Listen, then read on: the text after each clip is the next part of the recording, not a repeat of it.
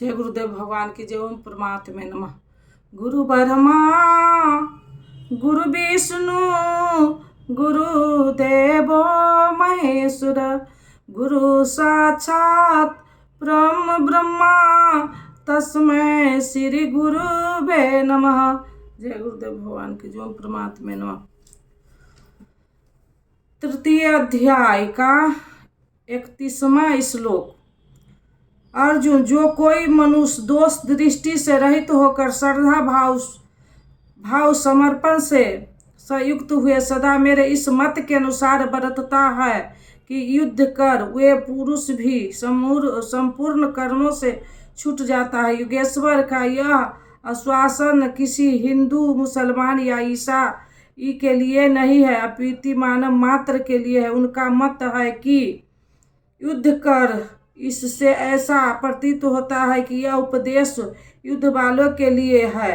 अर्जुन के समकक्ष सौभाग्य से विश्व युद्ध की संरचना थी। आपके सामने तो कोई युद्ध नहीं है, आप गीता के पीछे क्यों पड़े हैं? क्योंकि कर्मों से छूटने का उपाय तो युद्ध करने वाले के लिए है, किंतु ऐसा कुछ नहीं है। प्रस्तुत यह अंतर्देश की लड़ाई है, क्षेत्र और क्षेत्रज्ञ, विद्या और अविद्या का, धर्म क्षेत्र और गुरु क्षेत्र का संघर्ष है। आप जो ध्यान में चित्त का निरोध करेंगे तो भी जातियां प्रवृत्तियां बाधा के रूप में प्रत्यक्ष होती है, भयंकर आक्रमण करती है। उनका शमन करते हुए चित्त का निरोध करते जाना ही युद्ध है। जो दोष दृष्टि से रहित होकर श्रद्धा के साथ युद्ध में लगता है वह कर्मों के बंधन से, आवागमन से भली प्रकार छुटकारा पा जाता है। जो इस युद्ध में प्रवृत्त नहीं होता उसका क्या गति होती है। इस पर कहते हैं जो दोष दृष्टि वाले अचेत मोह निशा में अचेत लोग मेरे इस मत को अनुसार नहीं पढ़ते अर्थात ध्यान स्थल होकर आशा, ममता और संताप रहित होकर समर्पण के साथ युद्ध नहीं करते, ज्ञान पथ में सर्वथा मोहित उन लोग को तू कल्याण से भ्रष्ट हुआ ही जान। जब यही सही है तो लोग करते क्यों नहीं है? इस पर कहते हैं सभी प्राणी अपनी प्रकृति को प्राप्त होते अपने स्वभाव से परवश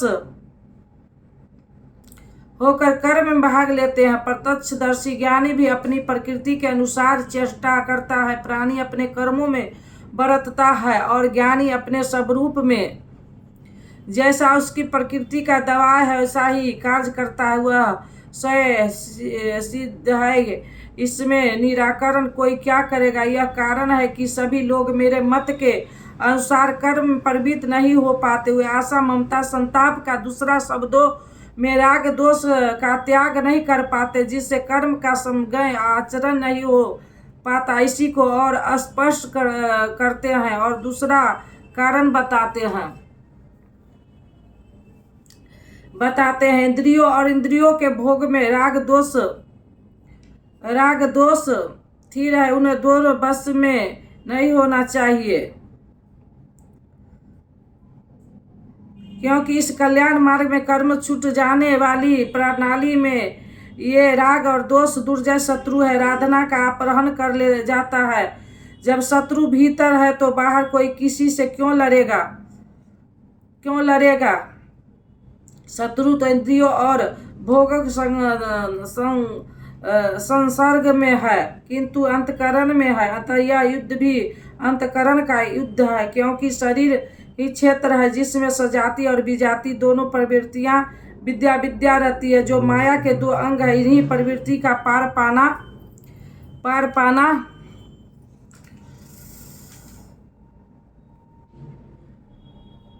सजाति प्रवृत्ति को साधक विजाति अंतकरण युद्ध है। विजाति समाप्त होने पर सजाति का उपयोग समाप्त हो जाता है। स्वरूप का स्पर्श करके सजाति का भी उसके अंतराल में विलय हो जाना, इस क्रम प्रकृति का पार पाना युद्ध है, जो ध्यान में ही संभव है। राग दोष के शमन में समय लगता है, इसलिए बहुत से साधक क्रिया को छोड़कर सहसा वहां पर पुरुष की नकल करने लग जाते हैं। श्री कृष्ण इससे सावधान करते हैं। एक साधक 10 वर्ष से साधना में लगा हुआ है और दूसरा आज साधना में प्रवेश ले रहा है। दोनों की क्षमता एक जैसी नहीं होगी। प्रारंभिक साधक यदि इसकी नकल करता है तो नष्ट हो जाएगा। इसी पर श्री कृष्ण कहते हैं कि अच्छी प्रकार आचरण किए हुए दूसरे के धर्म में से गुण रहित भी अपना धर्म अधिक उत्तम है। स्वभाव से उत्पन्न कर्म में प्रवृत्त होने की क्षमता स्वधर्म है। अपनी क्षमता के अनुसार कर्म प्रवृत्त होने से साधक एक न एक दिन पार पा जाता है। अतः स्वधर्म आचार में बरतना भी परम कल्याणकारी है। जहाँ से साधक छूटेगा शरीर मिलने पर वहीं से पुनः प्रारंभ होगा। आत्मा तो मरता नहीं। शरीर वस्त्र बदलने से आपको बुद्धि विचार बदल तो नहीं जाएंगे। आगे वाले की तरह स्वांग बनाने से साधक भय को प्राप्त होगा। भय प्रकृति में होता है, परमात्मा में नहीं। प्रकृति का आवरण और घना उठेगा। इस भगवत पथ में नकल का बाहुल है। पूज्य महाराज जी को एक बार आकाशवाणी हुई कि अनसुईया जाकर रहो तो जम्मू से चित्रकूट आए और अनसुईया के घोर जंगल में निवास करने लगे। बहुत से महात्मा उधर से आते जाते थे। एक ने देखा कि परमहंस जी दिवंगर नग्न निवास करते हैं, उनका सम्मान है, तो तुरंत उन्होंने कॉपी फेंका, दंड कमंडल एक अन्य महात्मा को दे दिया और दिवंगर हो गए। कुछ काल बाद आए तो देखा कि परमहंस जी लोगों से बातें भी करते हैं, गालियां भी देते हैं। महाराज जी को आदेश हुआ था कि भक्तों को कल्याणार्थ कुछ ताड़ना दिया करे। इस पथ के पथिकों पर निगरानी रखे। महाराज जी की नकल करके वह महात्मा भी गालियां देने लगे, किंतु बदले में लोग कुछ न कुछ कह बैठते थे। वे महात्मा कहने लगे, वहाँ कोई बोलता नहीं, यहाँ तो जवाब देता है। 1 साल बाद लौटे तो देखा कि परमहंस जी गद्दे पर बैठे हैं, लोग पंखा झेल रहे हैं, चंबल चल रहा है। उन्होंने जंगल के ही एक खंडहर में सख्त मंगवाया, गद्दे बिछाए, 2 आदमियों को चंबल लगाने के लिए नियुक्त कर दिया। हर सोमवार को भीड़ लगने लगा कि पुत्र चाहिए 50 रुपये और पुत्री चाहिए तो 25 रुपये, किंतु इधर अंत न होई निबाहु। रामचरितमानस में एक अध्याय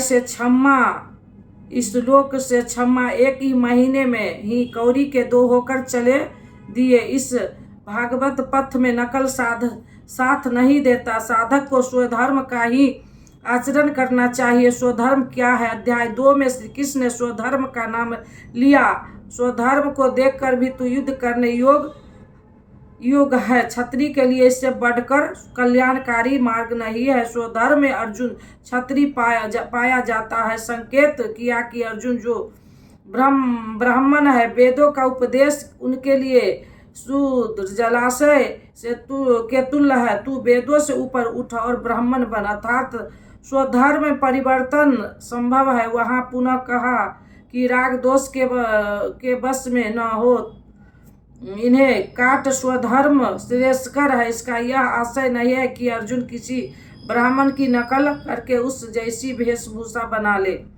एक ही कर्म पथ के महापुरुष ने 4 श्रेणी में बांट दिया, नियुक्त, मध्य उत्तम और अति उत्तम। इन श्रेणी के साधकों को कर्मश, शूद्र, वैश्य, क्षत्रिय और ब्राह्मण की संज्ञा दी। शूद्र वाली क्षमता से कर्म का आरंभ होता है और साधना कर्म में ही साधक ब्राह्मण बन जाता है। इससे भी आगे बढ़कर वह परमात्मा प्रवेश पा जाता है। वह वर्णों से ऊपर हो जाता है। यही 4 वर्ण की रचना मैंने की तो क्या जन्म के आधार पर मनुष्य को बांटा नहीं। गुणों के आधार पर कर्म बांटा गया है। कौन सा कर्म? क्या संसारिक कर्म? श्री कृष्ण कहते हैं नहीं, नियत कर्म। नियत कर्म क्या है? वह है यज्ञ की प्रक्रिया जिसमें होता है श्वास में प्रवास का हवन, प्रवास में श्वास का हवन, इंद्रियों संयम इत्यादि, जिसका शुद्ध अर्थ है योग साधना, आराधना, आराध्य देव तक पहुँचाने वाली विधि विशेष आराधना है। इस आराधना कर्म को ही 4 श्रेणी में बांटा गया है।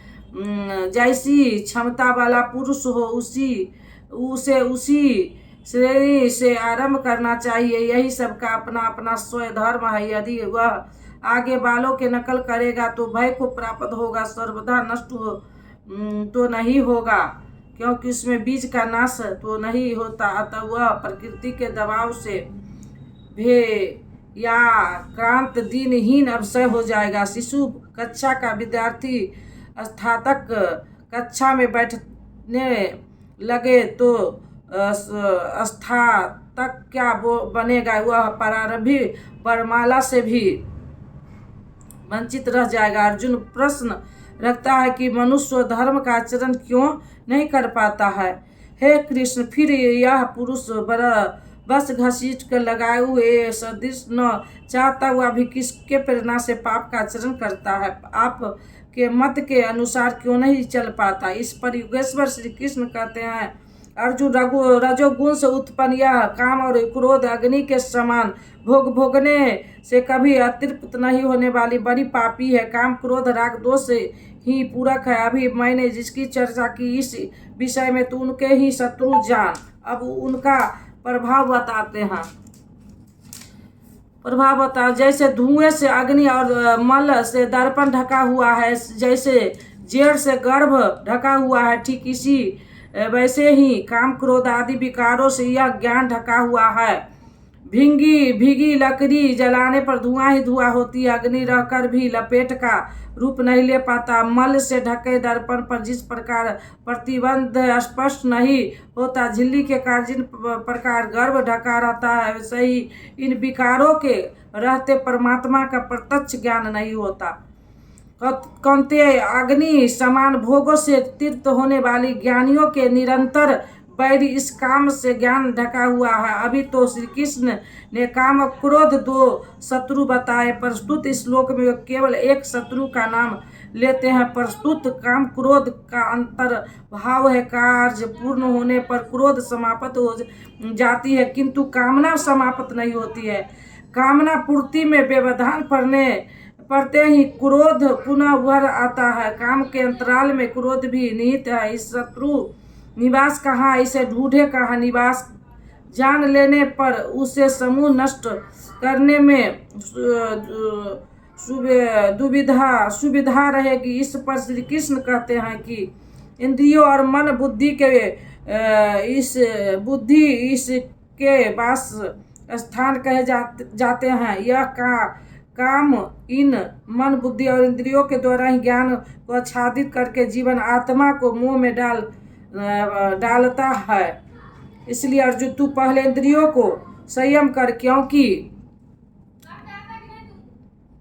क्योंकि शत्रु तो इनके अंतराल में छिपा हुआ है। वह तुम्हारे शरीर के भीतर बाहर खोजने से वह कहीं नहीं मिलेगा। यह हृदय देश की अंतर्गत की लड़ाई है। इंद्रियों को बस में करके ज्ञान और विज्ञान का नाश करने वाला इस पापी काम को ही मार। काम सीधे पकड़ में नहीं आएगा, तो विकारों के निवास स्थान का ही घेराव कर ले। इंद्रियों को ही संयम कर लो, किंतु इंद्रियों और मन को संयम करना तो बड़ी कठिन है। क्या यह हम कर पाएंगे? इस पर श्री कृष्ण आपकी सामर्थ्य बताते हुए प्रोत्साहन करते हैं। जय गुरुदेव भगवान की जय। ओम परमात्मे नमः। अब दे दो गीता ज्ञान, मिटे अज्ञान गुरु जी हमारे, हम आए शरण तुम्हारे। बालकपन खेलन में खोया, जवन निंद्रा में तू सोया। भय वृद्धित हो गई जर्जर कात हमारे, हम आए शरण तुम्हारे। सुत मात पिता बंधव दारा, नस्वर संबंध है सारा। जाएंगे संग शुभाशुभ कर्म हमारे, हम आए शरण तुम्हारे। जाएंगे संग शुभाशुभ कर्म हमारे, हम आए शरण तुम्हारे। गुरु कर में जग की माया में, सुख पाता था इस काया में। निज ज्योति से ज्योति जगाओ गुरु जी हमारे, हम आए शरण तुम्हारे। निज ज्योति से ज्योति जगाओ गुरु जी हमारे, हम आए शरण तुम्हारे। सेवक पर स्वामी दया करो, भव भय बंधन आप हरो। कर्मों के दोष न देखो आप हमारे, हम आए शरण तुम्हारे। कर्मों के दोष न देखो आप हमारे, हम आए शरण तुम्हारे। अब दे दो गीता ज्ञान मिटे अज्ञान गुरु जी हमारे, हम आए शरण तुम्हारे। गुरु चरणों में अर्जी है, आगे प्रभु आपकी मर्जी है। गुरु कृपा मिले तो जागे भाग हमारे, हम आए शरण तुम्हारे। अब दे दो गीता ज्ञान मिटे अज्ञान गुरु जी हमारे, हम आए शरण तुम्हारे। बोलो श्री राम जय राम जय जय राम, बोलो श्री राम जय राम जय जय राम। मंगल भवना अमंगल हारी, मंगल भवना अमंगल हारी। द्रवहु सो दशरथ अजिर बिहारी। जो तुम जानहु अंतर्यामी, पुरवहु मोर मनोरथ स्वामी। अब प्रभु कृपा करहु एहि भांति, सब तजी भजन करब दिन राति। बोलो श्री राम जय जय राम। सकल विघ्न व्यापहि नहीं तेहि, राम सो कृपा बिलो कहिजे। प्रवेश नगर कीजे सब काजा, हृदय राख कौशलपुर राजा। गरल सुधारिपु करहि मिताई, गौपद सिंधु अनल शीतलाई। हे रामा पुरुषोत्तमा नरहरे नारायण केशवा, गरुड़ दामोदरा माधवा। हे कृष्ण पते कमलापते, श्रीपते वैकुंठाधिपते, चराचर पते लक्ष्मीपते। पाहि माम त्राहि माम। बोलो जय गुरुदेव भगवान की जय। ओम परमात्मे नमः। ओम ओम ओम।